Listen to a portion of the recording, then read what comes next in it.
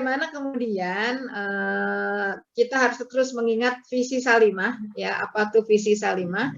Ganti slide, yaitu menjadi ormas perempuan yang kokoh dan dinamis dalam meningkatkan kualitas hidup perempuan, anak, dan keluarga, ya. Dan ketika bicara ormasnya, itu adalah struktur organisasinya yang harus kita perkuat, antara perempuan, ya, anak dan keluarga adalah sebagai penerima manfaatnya, gitu ya. Dan bagaimana kita membentuk ormas perempuan kokoh dan dinamis adalah tujuannya, ya. Dan tentu saja di sini faktor manusianya itu kemudian menjadi sangat dominan, ya, seperti itu, untuk agar kita mencapai tujuan tadi. Ya, slide berikutnya. Dan kita lihat apa misi Salimah kembali, yaitu memperluas wilayah, ya. Memperluas wilayah artinya jangkauan, ya, ekspansi, ya. Kemudian memperkokoh soliditas struktur, itu adalah bicara soliditas struktur berarti rumahnya, gitu, rumah besar Salimah, gitu ya, struktur organisasinya, gitu ya. Kemudian meningkatkan kualitas pengurus, maka ini adalah SDM-nya. Bagaimana kualitas pengurus tingkatkan, baik soft skill, hard skill-nya. Untuk apa? Untuk tentu saja merealisasikan visi dan misi Salimah, dan kemudian meningkatkan kuantitas anggota, ekspansi anggota sebagai basis massa Salimah. Karena ketika kita mencanangkan ormas Salimah dengan ideologi kita adalah ormas dakwah, gitu, sebagai penegawantahan dari wa ma khalaqtu jinna wal insa illa liya'budun, tidak kuciptakan jin dan manusia untuk beribadah kepadaku, gitu kan. Maka tentu saja kemudian banyak masyarakat, kita perlu cakupan masyarakat yang dapat menerima pelayanan Salimah, dan tentu saja secara kualitas dan juga kuantitas berupa kartu anggota Salimah, gitu ya.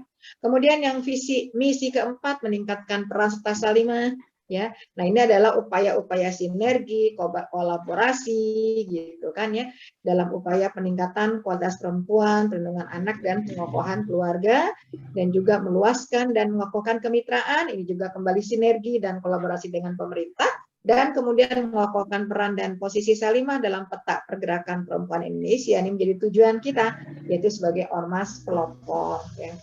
Baik, slide berikutnya. Jadi kalau kita sering bicara apa itu sinergi, apa itu kolaborasi, apa itu kerjasama, saya coba mengambil dalam Kamus Besar Bahasa Indonesia, ya. Sinergi itu apa?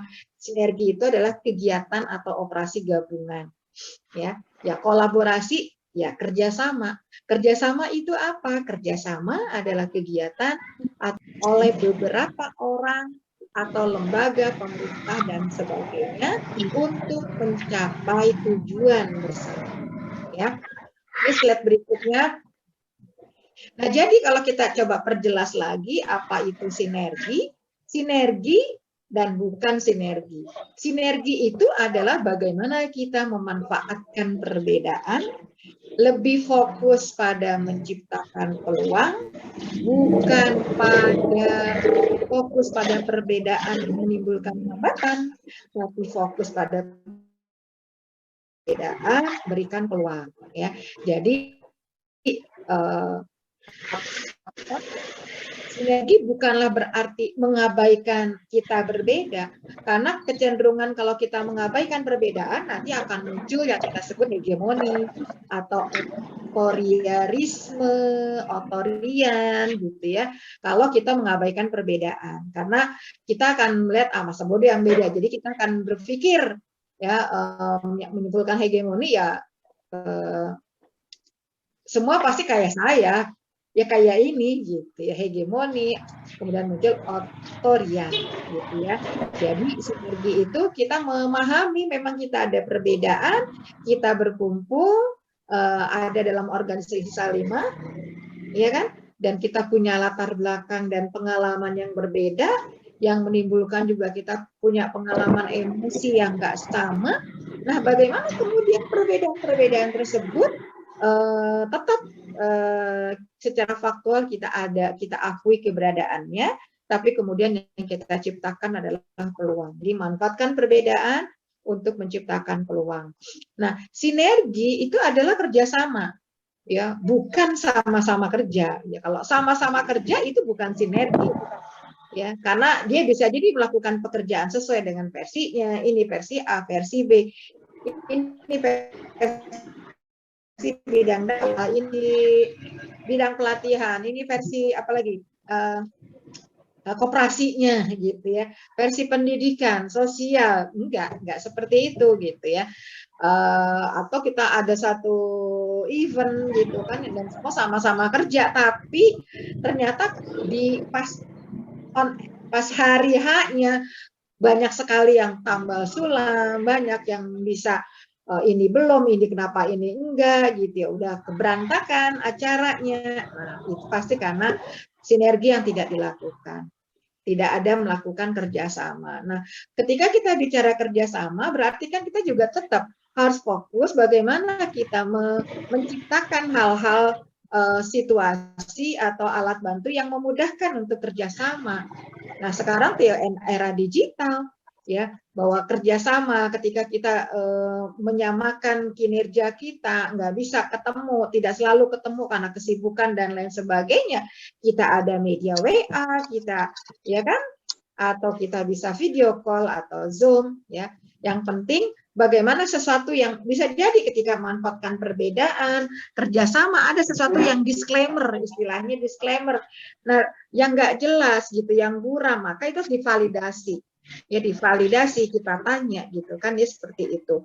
Nah, tentu saja untuk proses begini itu kita butuh kesabaran. Nggak bilang, ih gitu aja ditanyain, gitu aja ditanyain, ih tanya lagi kan saya udah kasih tahu. Nggak usah begitu, kasih tahu aja. Ada yang perlu validasi, dikasih tahu. Ini perlu penegasan, kasih tahu. Begitulah cara kita bekerja, gitu ya. Kemudian kita sangat terbuka untuk bertukar pikiran, ya. Jadi bukan tertutup atau merasa benar, udah apa kata saya aja, enggak lebih gitu ya. Tapi kita terbuka sharing karena kita bekerja dengan makhluk dewasa, maka gunakan pendekatan-pendekatan pedagogik kalau dalam pendidikan. Kita adalah makhluk dewasa, kita hargai segenap pengetahuannya, segenap ide dan gagasannya. Kita terbuka untuk bertukar pikiran, itu adalah sinergi. Kemudian sinergi itu adalah berkoordinasi. Berkoordinasi harus sabar gitu ya, mengingatkan ada rentang kendali gitu ya, seperti itu.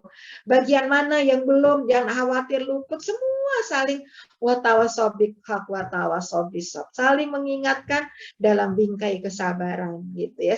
Jangan bilang itu mah bukan urusan saya, biarin deh. Ketika kita kira mereka udah ngerjain ini belum ya, nah kita sampaikan gitu ya, seperti itu. Itu adalah sinergi. Nah, sinergi adalah menghasilkan energi baru, tenaga baru. Ya, bukan tidak menghasilkan energi baru, malah berantem, malah kecewa. Gini aja, masa saya turun tangan lagi atau gimana gitu kan? Enggak begitu. Enggak akhirnya muncul perasaan baper, sakit hati. Ya, bukan seperti itu. Berarti kalau masih ketika satu event selesai, di antara kita masih ada perasaan ngedehel, merasa nggak enak, merasa gimana gitu ya, nggak puas gitu, dan lain sebagainya, berarti itu nggak ada menghasilkan apa-apa. Itu bahwa teman-teman tidak melakukan sinergi gitu ya. Nah, kemudian sinergi itu adalah apa? 1 tambah 1 bisa lebih dari 3. Itu yang namanya energi baru. Bukan cuma 1 tambah 1 sama 2, itu mah nggak perlu dorongan, nggak perlu support, emang udah begitu adanya. 1 tambah 1 ya 2, nggak usah pakai apa-apa, nggak usah diapa-apain, 1 tambah 1 ya 2 gitu ya. Tapi kita kan pengen sesuatu yang kemudian lebih gitu ya. Makanya kita melakukan proses sinergi gitu ya. Oke, lanjut slide berikutnya.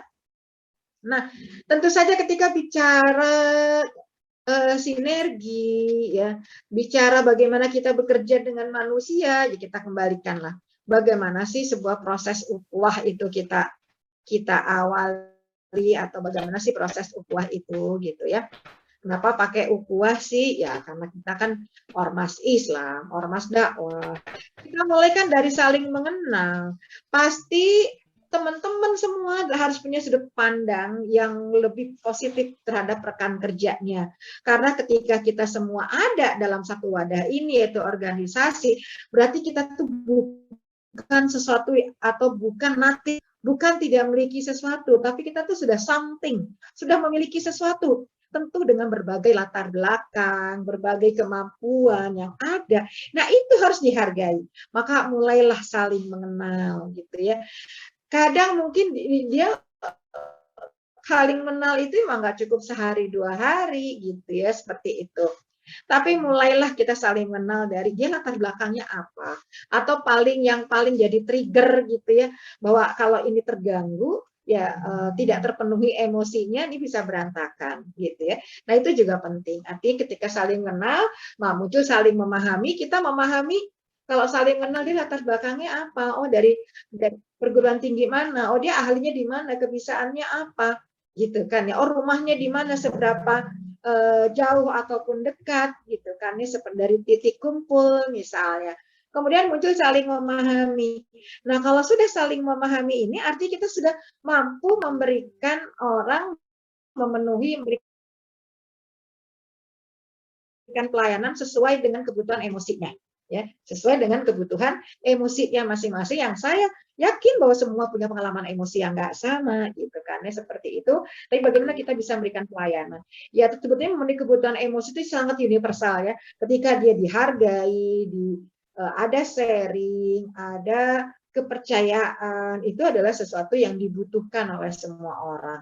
Kemudian dari itu tentu saja saling membantu, bahwa job desk, bahwa ini pekerjaannya tupoksi, ini itu adalah untuk memberikan pengaturan. Tapi kalau dibicara sinergi dengan tidak mengambil kewenangan masing-masing, arti tetap dalam satu frekuensi, maka kita harus saling membantu untuk bagaimana tujuan event atau kegiatan atau apa, tujuan salimah yang besar itu bisa tercapai gitu ya. Dan kemudian harus merasa senasib dan sepenanggungan, itu penting ya. Jadi ringan sama dijinjing, berat sama dipikul gitu ya. Dan ketika bicara itu duduk berdiri sama tinggi, duduk sama rendah ya. Semua orang merasa dipenuhi kebutuhan emosinya dan merasa senasib sepenanggungan. Kalau dia gagal, kita juga merasakan, turut merasakan empati itu. Enggak, tuh kan saya bilang juga apa, saya kan udah ngingetin berapa kali gitu. Itu sama sekali pernyataan yang tidak bermanfaat. Saya punya contoh kecil, kayak saya datang kemarin kepada Rakerda, lagi Rakerda di Kabupaten Bekasi ya, di satu aula, saya bilang emang aulanya kecil. Saya bilang, kenapa sih milih hotel yang aulanya kecil, tapi kemudian saya lihat, nggak penting, pernyataan yang nggak penting. Saya langsung menyadari ini pernyataan yang nggak penting, nggak ada manfaatnya. Toh itu dari situ, dan pasti juga panitia mungkin sudah melakukan upaya gitu ya untuk bisa mendapatkan aula besar, mungkin ada kendala atau apa gitu kan ya. Nah, seperti itu. Jadi belajarlah untuk nahan diri untuk komentar-komentar yang bisa menyakiti gitu ya. Nah, ini inti merasib dan sepenanggungan. Dan di sini bingkainya adalah bagaimana kita membangun komunikasi yang baik.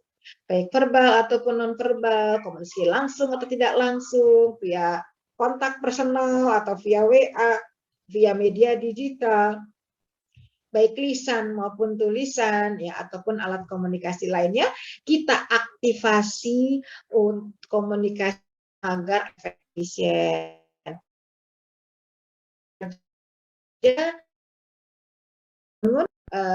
Praktekkan gitu prosesnya itu untuk membangun ukhuwah kita, baik itu kepada sesama teman, kecil dari organisasi, yaitu inti di antara kita, atau tetangga, atau masyarakat, juga untuk luar, untuk pemerintah.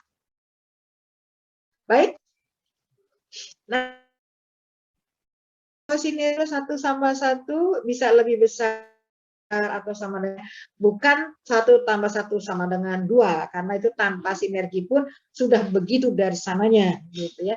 Ini saya bisa contohkan sinergi antara suami dan istri, bagaimana sinergi antara suami dan istri akan memberikan nilai tambah, kekuatan ya, seperti itu. Begitu pula dalam organisasi ya, sinergi antara top leader ya dengan middle gitu. Tapi kalau di organisasi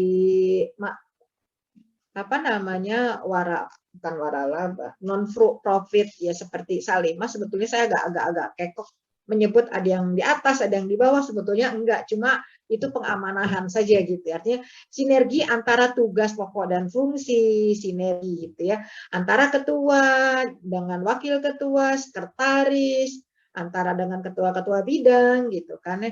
Nah, bagaimana itu komunikasinya, sinerginya bisa terjalin gitu ya, seperti itu.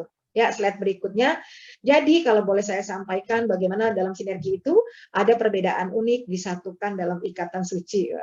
Artinya perbedaan latar belakang kita gitu, perbedaan kebutuhan emosi kita kan sudah disatukan di slide yang awal, yaitu dengan visi, misi, dengan juga ADART, juga dengan landasan ideologis kita Al-Quran dan As-Sunnah.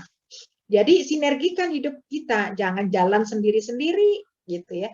Jangan 4L, lo lagi, lo lagi, lo lagi. Jangan bilang, bisa jadi 4L itu prinsip, bisa jadi karena nggak muncul sinergi, faktornya banyak. Bisa karena yang bersangkutan salah satu tidak mau bekerja, atau yang satunya terlalu mau bekerja, atau tidak memberi kesempatan kepada yang lain gitu ya.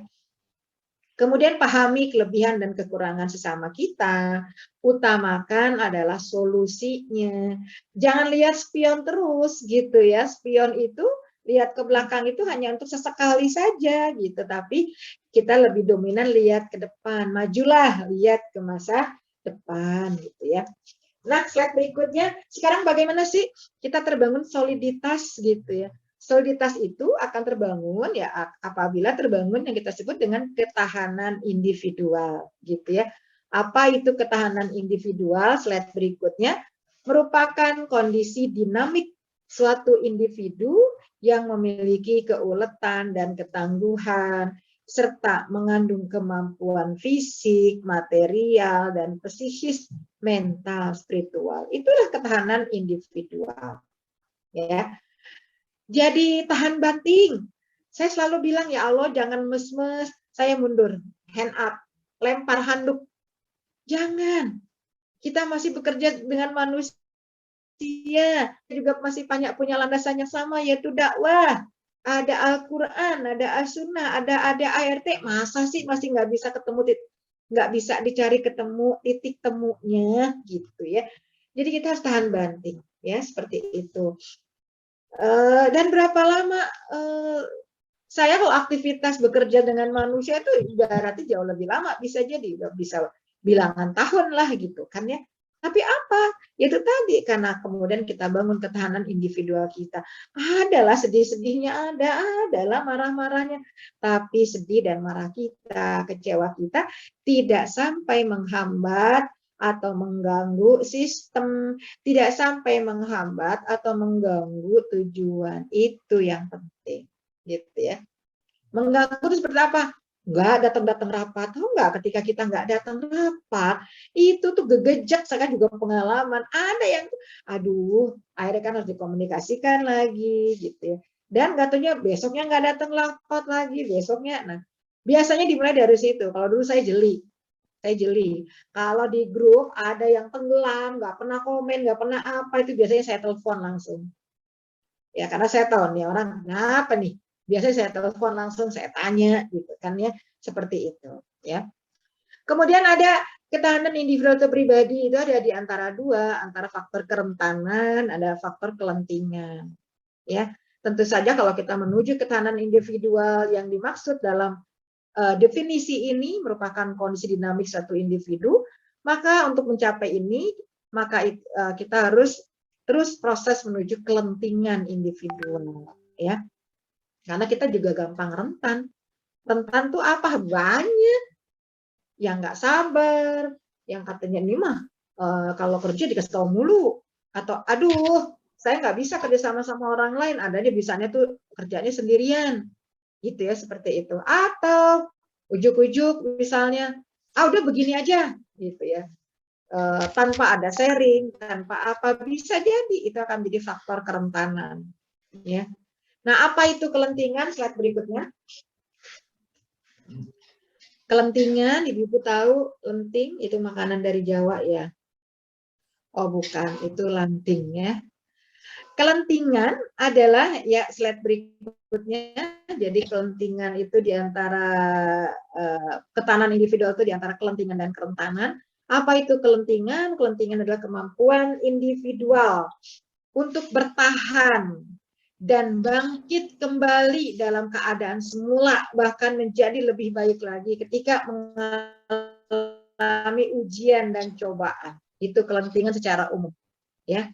Sementara kerentanan adalah ketidakmampuan individual dalam respon situasi krisis, konflik, darurat yang dapat mengganggu kestabilan dan kesejahteraan organisasi, ya. Jadi kesejahteraan organisasi ini saya nukil dari definisi keluarga, ya, karena ormas itu Salimah kan juga satu rumah keluarga gitu kan, ya. Jadi adalah bagaimana kita harus terus berproses untuk membangun kelentingan untuk menuju ketahanan individual. Faktor kerentanannya harus kita atasin gitu kan, ya, seperti itu. Kemampuan individu untuk bertahan dan bangkit, kemampuan individu untuk mengatasi situasi kritis itu adalah kelentingan, ya, seperti itu. Ya, slide berikutnya. Jadi rekan-rekan Salimah, PW, PC, PRA gitu ya. Saya coba anomalikan dalam situasi pandemi sekarang gitu kan, bahwa kemudian ada situasi anomali kan. Nah, di organisasi kan juga bisa muncul situasi anomali, nggak sehat, merasa pendapatnya nggak pernah dihargai, merasa ada yang otoriter, merasa ya hal-hal yang mengganggu seperti itu gitu ya. Ada situasi yang aduh kayak rapat tuh nggak bikin semangat ya gitu ya, tegang ya gitu ya, atau gimana gitu ya. Pokoknya organisasi itu menjadi sehat. Nah, oleh sebab itulah ketika menghadapi situasi itu ya kita harus atur ulang mindset kita. Atur ulang cara pandang kita. Bayangkan kita tuh bukan nothing, kita tuh something. Kalau kita puri, kalau kita kemudian males, bad mood, bayangkan tujuan dakwah ini akan terbengkalai. Bayangkannya ke sana deh. Kalau dibayangkannya nggak usah wajah, taruhlah ingat wajah ini, nggak usah kalau itu kemudian misalnya ini yang membuat saya lemah, bukan. Tapi bayangkan ya Allah kalau saya nggak hadir di situ gimana masyarakat ya, kasihan ya, kayak gitu ya. Jadi kita harus mengatur ulang mindset kita dalam menghadapi situasi anomali ya. Jangan panik gitu ya. Jadi kalau ada friksi, ada clash dikit, ya wahyana emang kerja dengan manusia itu begitu. Jangan panik. Jangan buru memutuskan surat pengunduran diri. Jangan buru-buru kemudian cut off, oh, udahlah saya nggak aktif aja. Bu, saya menyerahkan tugas saya ke sini. Jangan buru-buru begitu. Jangan buru-buru menampilkan ucapan, tindakan yang menimbulkan yang timbul rasa panik dan juga menimbulkan kepanikan, kan gitu ya, seperti itu. Nah, kalau orang pribadi yang lenting itu nggak seperti itu. Jadi slide berikutnya. Slide berikutnya, mangga panitia. Ya, slide berikutnya. Ayo positive thinking. Ya, ayo ubah cara pandang kita gitu kan, seperti itu ya. Slide berikutnya. Jadi bila kita tidak lagi bisa mengubah situasi, ya emang orang ini begini, ya kita lah untuk lapang dada menyesuaikan diri. Kita nggak minta kenapa saya harus menyesuaikan diri, kenapa nggak dia. Semua orang punya keberartian masing-masing. Semua orang juga punya kebaikannya masing-masing. Mari kita eksplorasi. Fastabiqul khairat. Masih slide sebelumnya ya sayang. Fastabiqul khairat gitu kan ya. Jadi bagaimana kita melakukan upaya penyesuaian diri terhadap rekan kerja kita, terhadap struktur, apakah itu ketua, wakil ketua, ketua-ketua bidang, sekretaris atau sama. Pokoknya bagaimana kita, mungkin situasinya nggak akan berubah gitu, tapi kita yang berubah. Kita yang mencoba menyesuaikan diri, kita yang coba lapang dada, gitu ya, seperti itu. Jadi selama kita berharap dia doang diperbaiki, percaya deh, nggak akan pernah ketemu titik temunya. Tapi ayo masing-masing memperbaiki diri. Yang jadi ketua memperbaiki diri, yang jadi wakil ketua, yang ketua bidang, semua circle SDM yang ada terlibat dalam siklus atau sistem, ayo perbaiki diri gitu.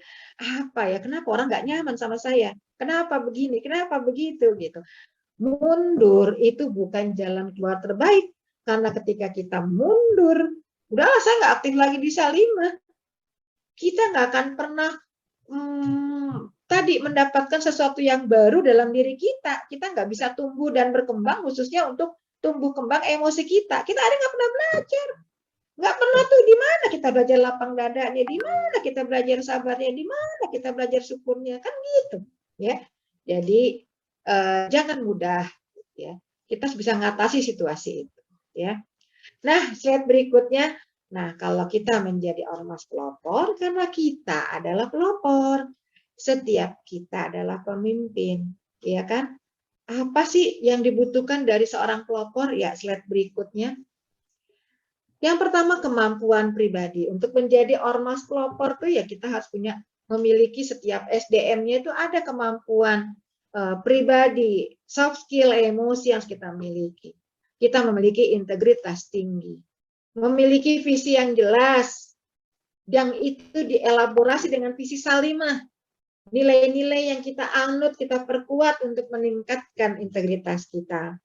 Kecerdasan tinggi tidak hanya IQ, tapi juga utamanya EQ, emotional quotient.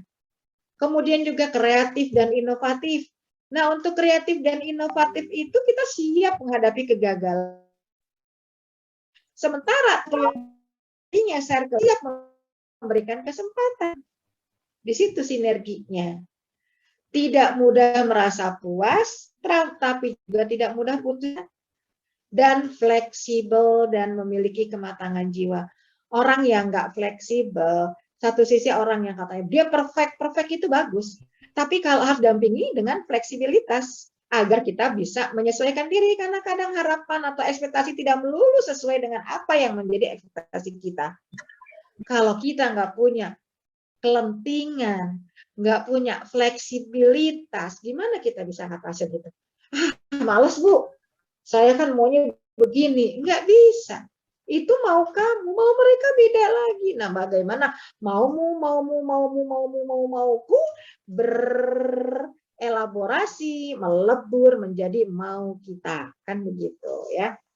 Jadi harus fleksibel. Kalau perfect itu bikin sesuatu yang perfect itu bisa jadi sesuatu yang berlebihan tuh nggak bagus, itu menunjukkan mental yang nggak sehat. Ya, sesuatu yang perfect ya, itu bisa jadi paranoid ya, seperti itu.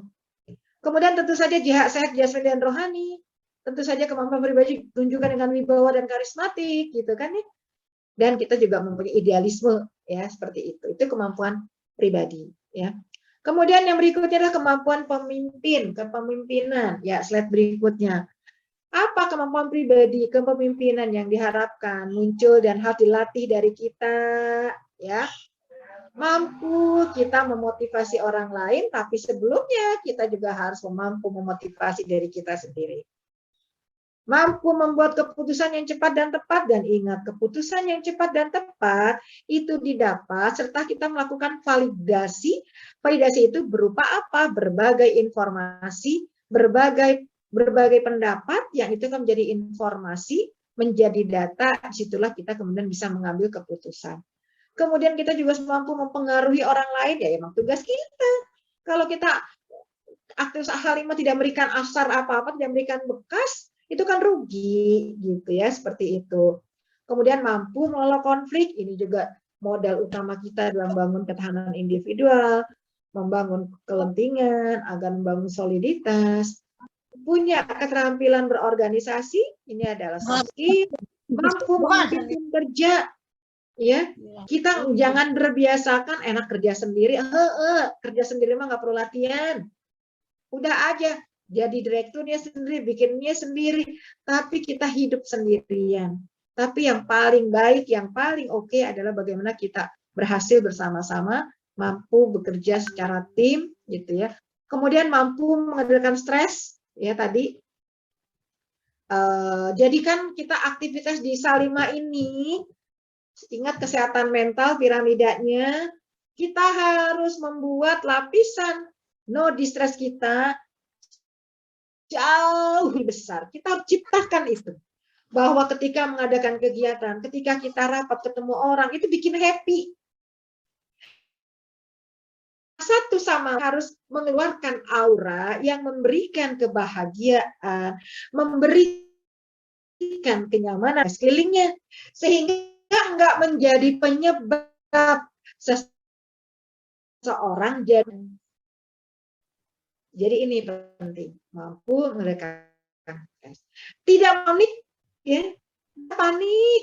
Kalau emang itu tarik nafas dulu, ya kita memang jadi terlambat menghadapi situasi-situasi kritis, tapi jangan panik, ya seperti itu. Dan ketika kita agar tidak panik, kita harus sampai pada puncak penerimaan. Faiza azamta fatawakkal 'ala Allah. Saya sudah berusaha ya Allah, saya sudah ikhtiar. Maka ada 20% otoritas Allah yang nggak bisa diganggu-gugat. Allah sudah kasih banyak 80% ikhtiar manusia, tapi ada 20% itu ada dalam kehendak Allah. Maka setelah kita belajar untuk kepemimpinan yang harus terus dilatih, memiliki keterampilan berkomunikasi. Komunikasi yang nyaman gitu loh, komunikasi yang nggak menyebalkan gitu loh, komunikasi yang memberikan pengaruh yang baik gitu loh, komunikasi yang memberikan kebermanfaatan gitu loh, bukan komunikasi yang menegangkan, bukan komunikasi yang bikin orang sedih dan lain sebagainya. Ya ini yang perlu dilatih. Kemudian yang berikutnya tentu saja slide berikutnya kemampuan berorganisasi. Ya, nah ini udah banyak banget pelatihannya. Ada ART terus setiap ada rakor, ada munas, ada sarana-sarana itu rapat, dia rapat besar, rapat kecil, maksimalkan. Itu tanda adanya rapat, itu menandakan organisasi itu masih sehat. Ya.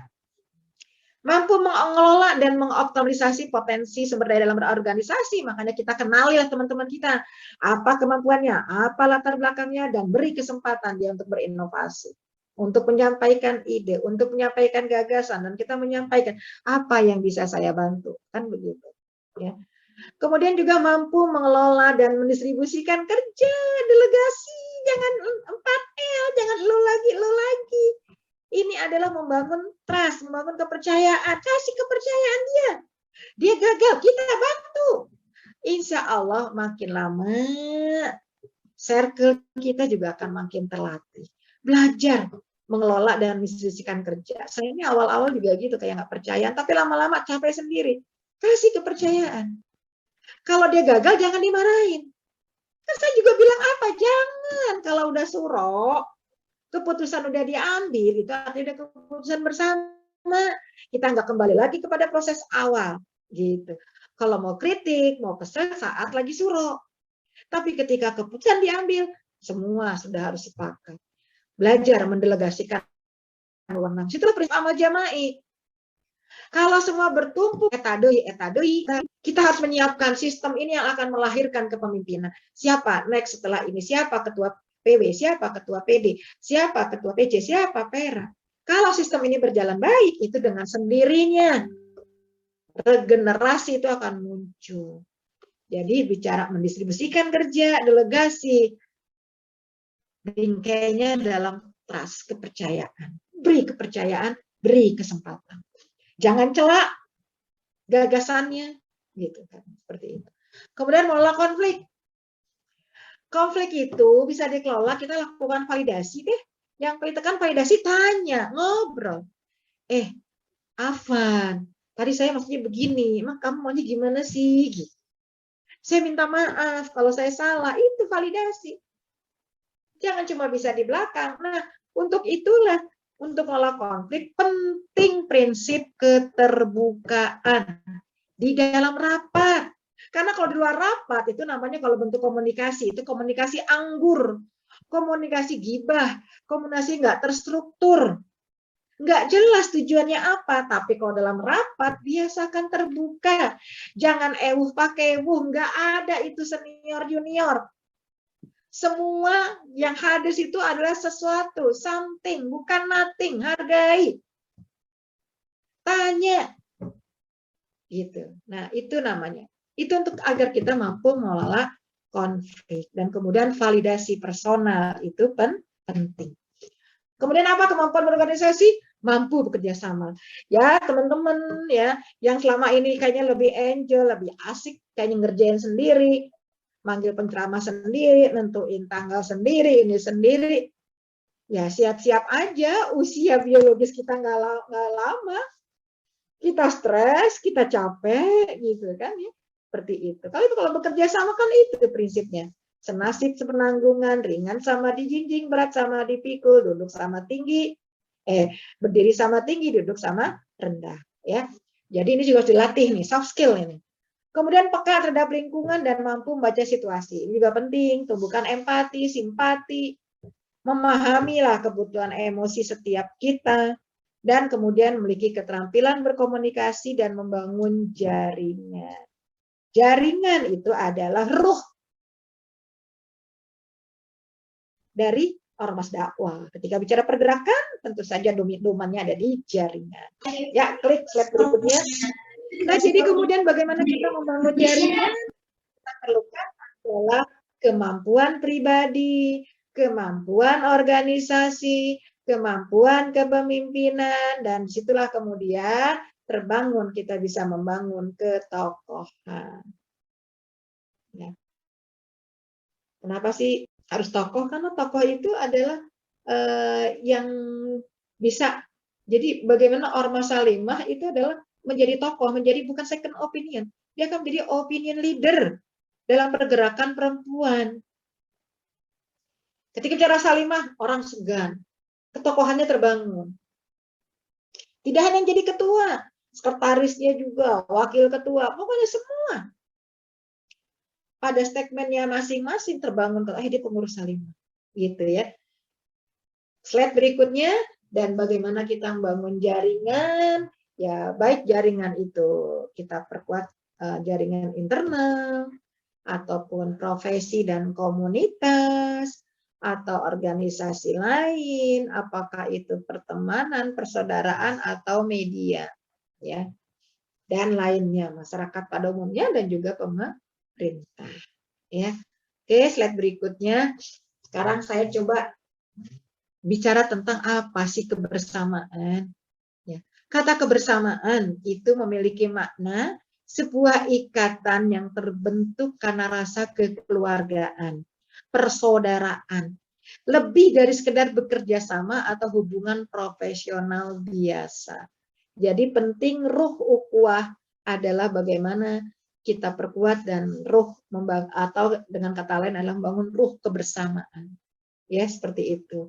Ya, apa saja 4 unsur kebersamaan? Slide berikutnya. 1, ya, slide berikutnya, apa 4 unsur kebersamaan? 1, kesamaan persepsi. Nah, tadi kan saya bilang, setiap yang hadir di sini dalam organisasi itu memang udah latar belakangnya berbeda, pola asuhnya berbeda, punya pengalaman-pengalaman berbeda, yang kemudian juga menunjukkan kebutuhan emosinya juga berbeda, punya cara pandang yang berbeda. Nah, ini diikat oleh yang namanya pertama Al-Quran dan As-Sunnah dan juga ADART, dan dalam action-nya dalam visi misi Salimah. Terus bagaimana menyamakan kesamaan persepsi? Ya, ya kita harus validasi. Tadi validasi, ya kita tanya, gitu ya, seperti itu. Ya, slide berikutnya. Nah, coba slide berikutnya. Coba teman-teman lihat di mana ini? Di mana ada bayinya? Kelihatan nggak? Ada bayinya di mana? Kelihatan. Tigen nggak kelihatan. Ada di itu Bu, kayak itu yang ada ketukan itu, nah itu Ada di atas ya, di sini ya. Air, nah air masuk. Air itu membentuk bayi. Ya paling semua orang kali punya pandangan. Nggak masalah, ini bukan soal benar dan salah, gitu kan ya. Kemudian nih slide berikutnya.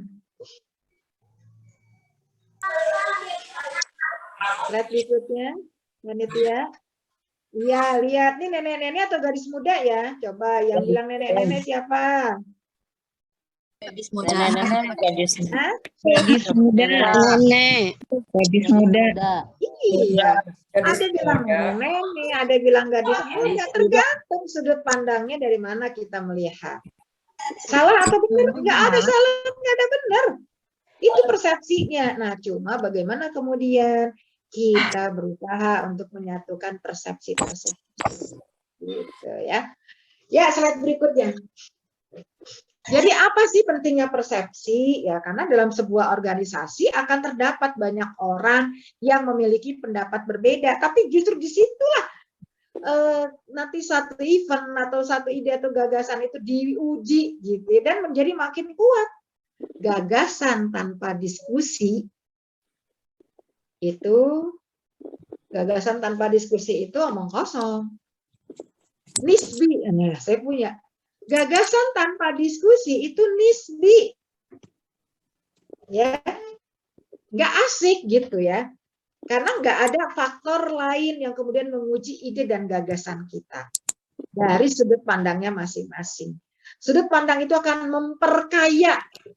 Mungkin dasarnya orang ini orang entrepreneur, Bu, gimana kalau kegiatan ini juga kita harus padukan agar kemudian sebagai sarana untuk ajang ekonomi, giat ekonomi. Oh, iya juga ya. Enggak langsung, repot, enggak begitu. Bu, kayaknya kita bisa sekalian deh, Bu.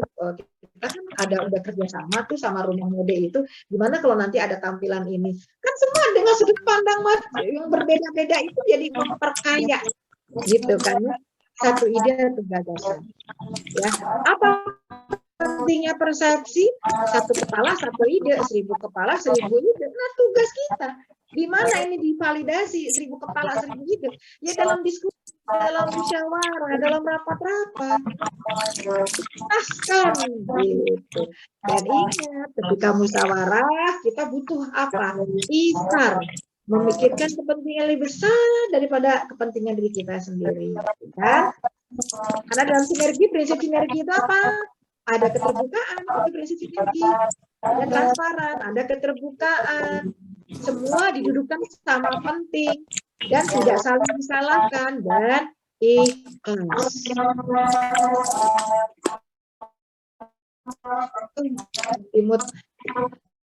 Kemudian kepentingan bersama lebih diutamakan dari kepentingan pribadi, tinggalkan perbedaan, galang persamaan, perbanyak sudut pandang. Gitu ya. Karena kalau nggak begitu kita jadi organisasi pragmatis nanti. Ya begini aja dari dulu juga. Dari zaman kuda gigit besi sampai kuda gigit besi lagi. Gitu aja, gitu ya, seperti itu. Baik, slide berikutnya yang kedua, bagaimana untuk 4 unsur kebersamaan. Yang kedua adalah menurunkan ego. Ya. Slide berikutnya, apa sih definisi ego? Egois, egoisme. Ego itu aku, diri pribadi. Rasa sadar akan diri sendiri atau konsep diri individu tentang dirinya sendiri. Kalau egois apa? Egois itu adalah orang yang selalu mementingkan diri sendiri. Nah, kalau udah pakai egoisme itu jadi fikroh. Udah jadi apa namanya? Permanen, sesuatu yang kayak permanen gitu ya. Terstruktural gitu ya. Nah, itu egoisme. Itu tingkah laku yang didasarkan atas dorongan untuk keuntungan diri sendiri daripada untuk kesejahteraan orang lain. Untuk kebesaran dirinya, bukan kebesaran organisasi, gitu ya, seperti itu. Ya, slide berikutnya. Nah, bagaimana ego dalam organisasi? Jika sifat egois ada dalam sebuah organisasi, bisa dipastikan organisasi tersebut hanya punya program, tapi nggak ada kegiatan. Ya iyalah, karena kan nggak ada sinergi, nggak ada rapat, nggak ada apa. Nggak ada akan jadi pelopor, karena semua menganggap apa yang mereka lakukan nggak ada imbal baliknya. Masa bodoh, gitu kan ya. Jika ingin memiliki organisasi yang solid, jika kita pengen jadi membangun soliditas dalam organisasi kita, maka kita harus mulai belajar untuk menurunkan ego kita demi kepentingan bersama.